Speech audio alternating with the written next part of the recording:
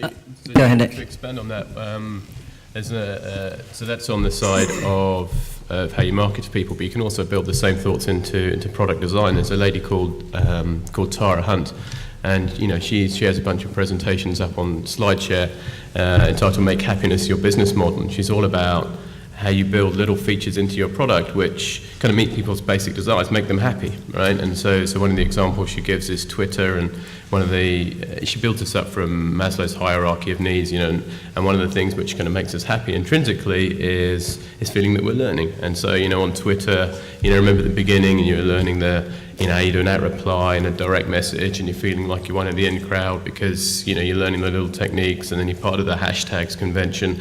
That stuff's really great. It makes people love your product, makes them happy to use it, they use it more, and everything starts to move on from there. Okay, Karen, I just wanted to bring you in because you've got a naturally passionate audience already as gamers, haven't you? Yeah, gamers, very passionate audience.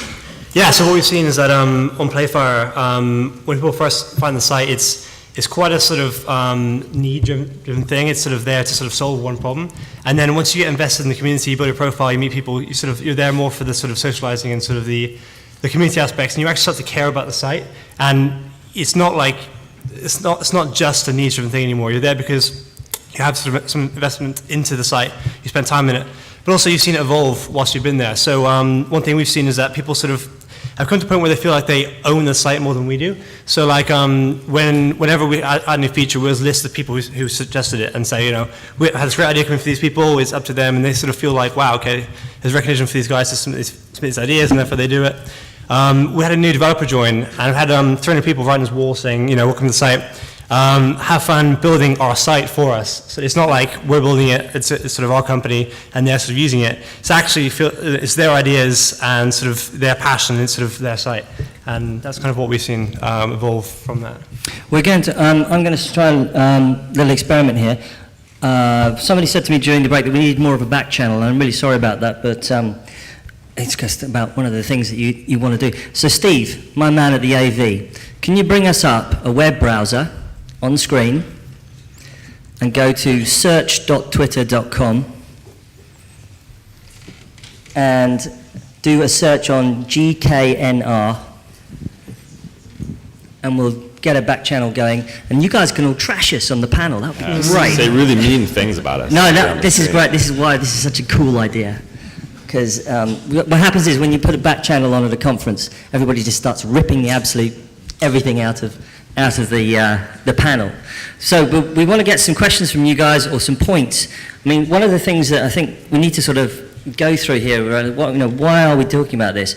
I guess it's because are you really going after something that's really going to excite somebody, that's really going to get these super users? One of the things that impressed upon me recently about going to the Bay Area, into Silicon Valley, I guess, was effectively what you've got there is about 4 million geeks, basically. 4 or 5 million people who are just mad about the internet and are mad about technology, mobile, whatever it is. And if you can capture that a healthy percentage of those people, they become your super users who then go mad again in turn on your behalf and then promote your product. And I think that was what was really interesting about what Leslie said in her presentation, aiming at the US. So let's have a look, see what everybody's saying.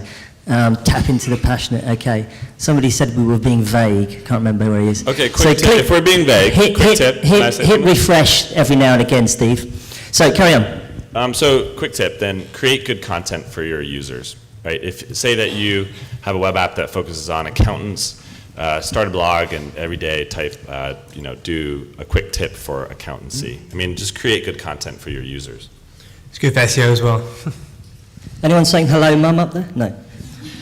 Who wants to make a point? Or has anybody got, in fact, some feedback of their own that, like, well, okay, I missed something.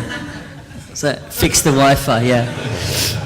Look, you can never do a conference with Wi-Fi that works with geeks. Does anybody want to have a go at this subject themselves while we're here? Or are you just too busy watching this now, aren't you? Should we take some questions? Or? Yeah, well, that's what I'm trying to say. Trying to get some questions. Now everyone's just watching the back channel. This is a really bad idea, wasn't it? Oh my God. Simone's got a question.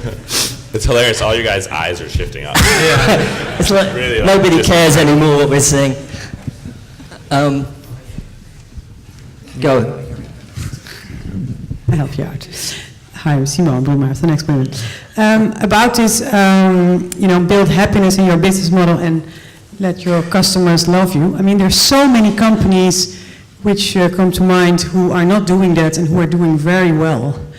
Sainsbury, Ryanair, I mean, there's a whole list of companies who are really doing well because they're doing maybe one thing in which they meet their customers' needs.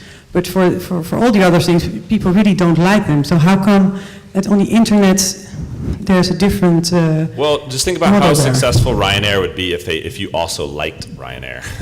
I mean, you can always use this idea to make your company better. It doesn't mean you have to be, you don't have to do this to be successful. I mean, look at arms dealers. I mean, they sell things that kill people and they're very profitable. I mean, there's always businesses that will work, but I think by empowering your users and having integrity and being, kind to people, it's always going to be better.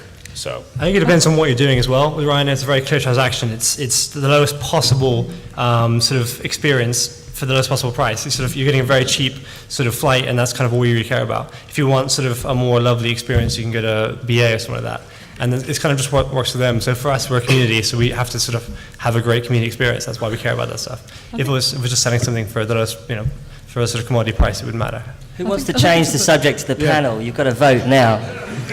I've got a question. Edward here. So the question is, it seems as a startup you have a basic choice between spending money on building more features to kind of grab attention from users or marketing and just telling people about the features. As a kind of, 1-2 year into startup, what's the panel feel about the right way to sort of spend on, new features, new ideas for users versus actually just telling users about what you've got? I actually believe, one of the advantages of an agile model is that one of the principles we have is you produce the minimum at each cycle to meet the business needs. So, so as let's say a marketing and sales team, we'll sit down and say, actually, our customers really need this right now. And what we do is we whittle that down to each cycle to the minimum we're willing to deliver. And we give that to the dev team to say, look, you can deliver that any way you like, but these are the minimum we'd like you to come up with. They go away, they kind of plan it, work it out, fight about it a bit, come back to and say, okay, we can do this as a minimum, we could do this as something that might excite your users, and we can do it by this time frame, is that okay? And then we have a feedback on that. And the advantage of always doing the minimum cycle in each one is then you still have to have a marketing stream going for each cycle. So it's not that we kind of do an enormous 2-year development cycle and then think about our marketing budget and move the resources to that. And I think that's a more real-world model. I mean, things have changed a lot since 10 years ago. It's crazy. Very good. thank you. I've been usurped. Well done, Lucian. Yeah.